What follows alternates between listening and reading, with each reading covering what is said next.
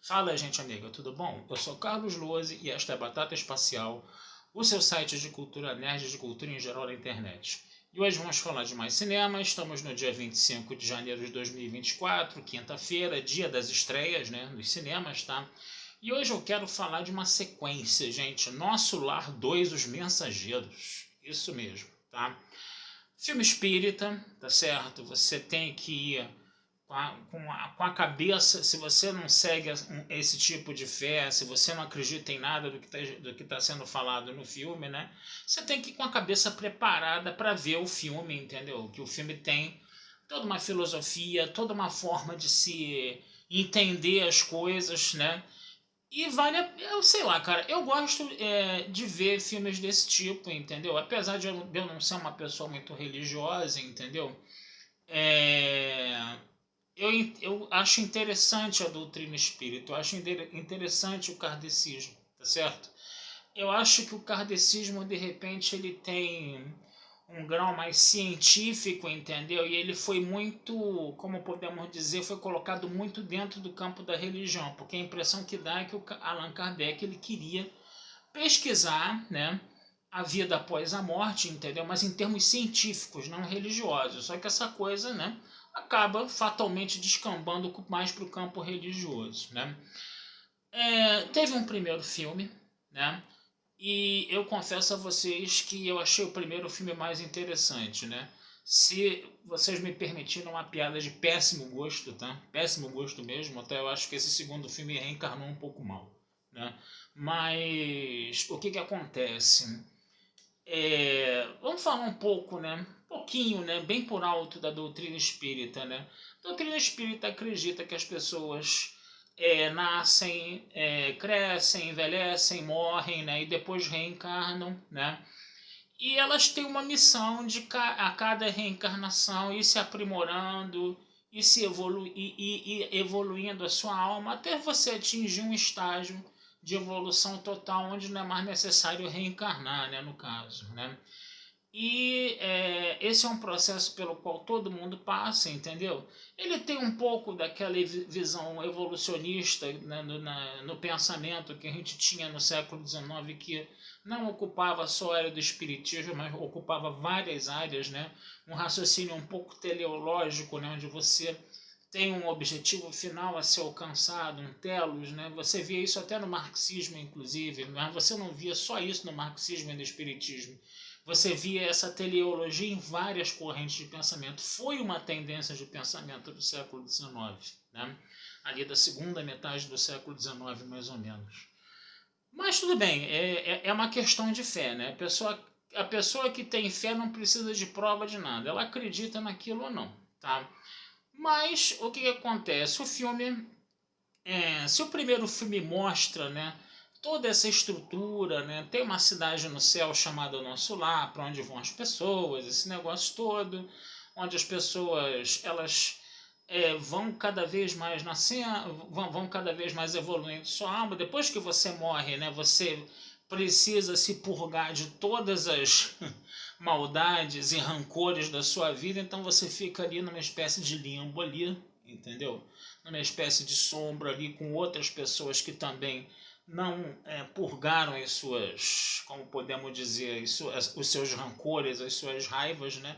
E elas só vão, entendeu, ir para um plano espiritual superior, no céu, coisa e tal, quando elas se arrependerem e pedirem perdão das besteiras que elas fizeram, que elas cometeram em vida, entendeu? Aí vão vir as almas lá evoluídas, né? E vão levar lá para cima, né?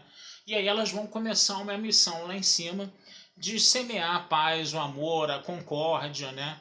Entre todos, né? E vim aqui na Terra para fazer isto também, porque se você tem as almas que estão vindo aqui na Terra para semelhar amor, paz, concórdia, não sei o que, coisa e tal, esses que vivem nas sombras também vêm para cá para atazanar a vida dos outros. São os famosos espíritos de porco, né? Como a gente costuma dizer, né? Aqueles que eles puxam o teu pé na cama de noite, né? Tem até uma parte do filme que mostra isso, inclusive. Mas aí o que, que vai acontecer? Você vai ter os mensageiros, né? Que são esses caras que vêm para cá para baixo, entendeu? para tentar melhorar a vida das pessoas aqui, tentar perdão, influenciar positivamente, né, a vida das pessoas aqui, para elas irem para um plano espiritual superior. E o líder desses mensageiros, né, era o Edson Celular lá, com todos os seus 879 dentes, né, rindo pra caramba lá, falando que a gente tinha que bem pegando essa coisa do mensageiro mesmo, coisa e tal, né? E ele vai justamente ele está dizendo justamente que está havendo falhas, né? Está havendo fracassos por parte dessa missão espiritualizante, né, que eles fazem, né? Porque você vai ter, por exemplo, e esses fracassos se manifestam no centro espírita, né?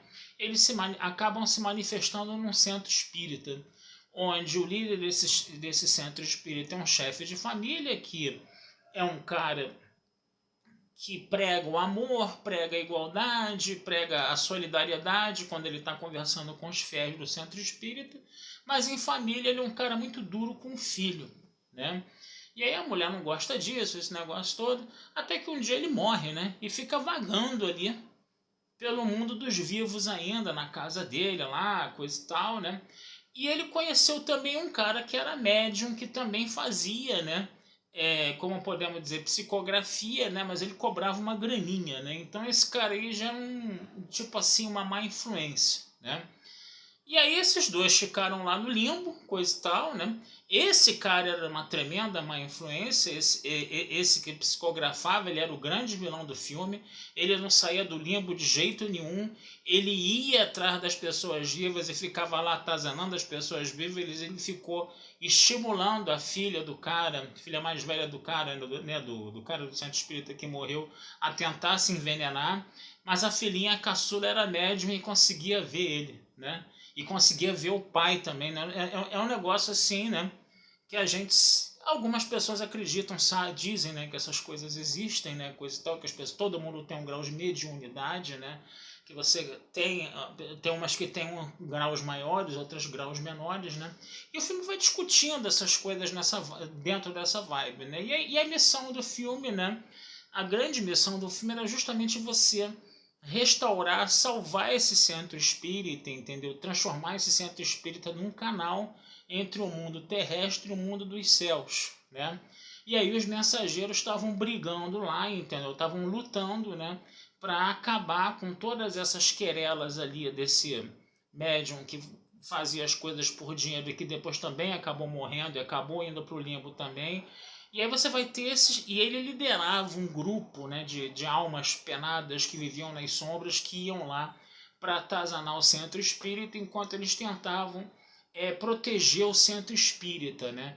E o filme é interessante por quê? Porque o filme ele tem idas e vindas no tempo, né? Se esse médium, que era o picareta lá da história, era o vilão da história, e ele estava tentando atazanar o centro espírita lá, entendeu? Ele era o vilão, tinha horas que aparecia ele já no céu, como se você estivesse olhando um pouco mais para frente no filme. Então o filme ele tem idas e vindas no tempo. A gente precisa entender, perceber isso, né? E no final das contas, né, fica a mensagem, né? Você tem mensagens interessantes ali, tipo assim, nós somos responsáveis pelos nossos próprios atos.